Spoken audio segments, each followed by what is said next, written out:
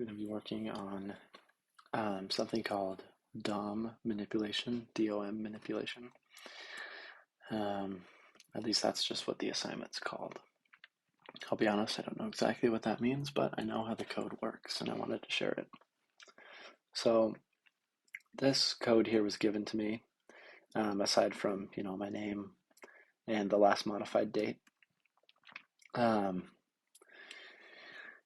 So let's just run through some HTML real quick. So first we have a label entering book and chapter.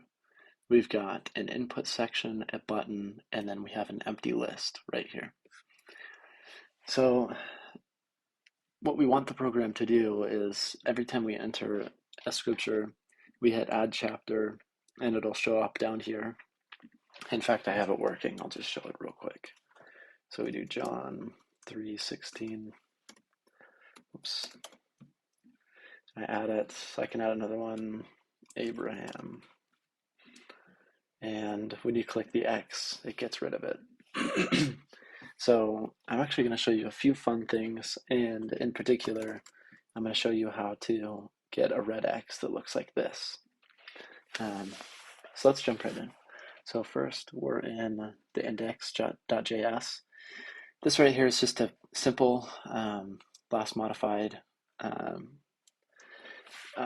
code. It sets the modified date to the new date, document.lastModified, which is it's a specifier. It shows where to put this modified date. Then get element by ID, enter HTML, modified date to local string.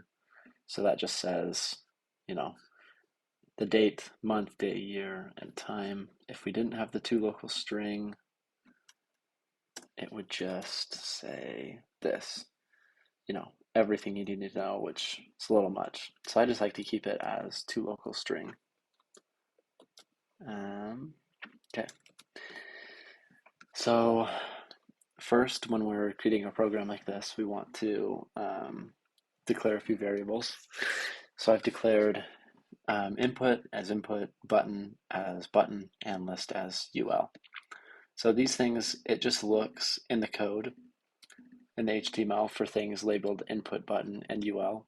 And since this is a fairly small code, I can do that since there's only one input, one button, and one UL. If this was a more complex code, you could do something like get element by ID, and then put the ID, which for label would be, or for input, it would be favchap. And maybe we can see if that still works. Okay, it does still work. So either way, you can do it however. So these are all set up.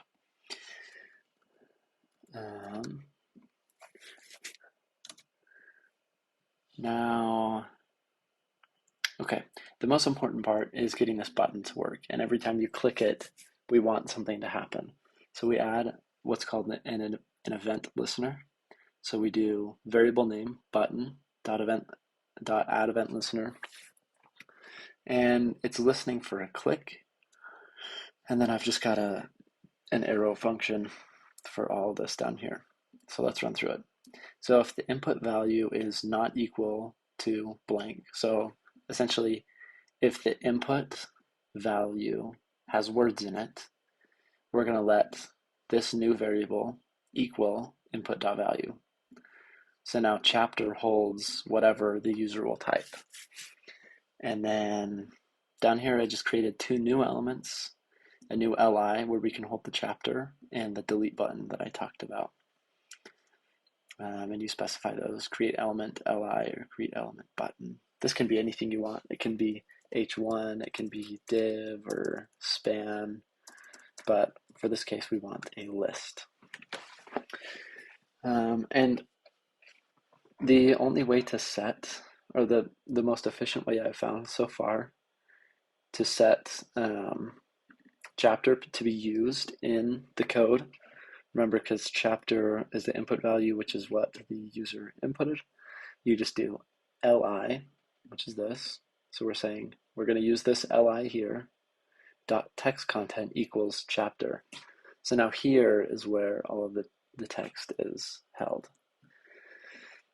And then we've got the delete button dot text content. That's always hard to say. And typically you could just do an X. It works just fine, but it's fun to use emojis. And since we're using UTF-8 for charset, it actually accepts emojis in the HTML, as you can see with this one right here. So I'm on Mac, and what I do is I press Control Command Space, and it opens up the emoji keyboard, every single one you could ever wish for. And I just came up here and typed X, got the first one. It can be any of these. Probably don't want it to be Santa though. So now this sets the delete button to hold an X. And then the delete button, add event listener, right? Because whenever we add text, we want something to happen when we click the X. So the event listener, again, set it up as a click with an arrow function. And we want it to do list, which remember is up here, list dot remove child li. So remove whatever it was created. And since there's an X for every single user input, it won't get it confused with any other inputs. We could have 100 on here, and each one we click will only get rid of the one that it's attached to.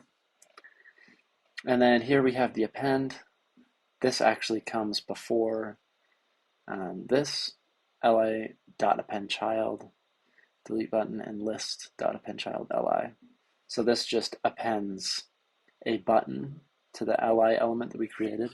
And if we really want to be organized, we put this below it, because first the list is made with the text that the user inputs, then the X is put next to it.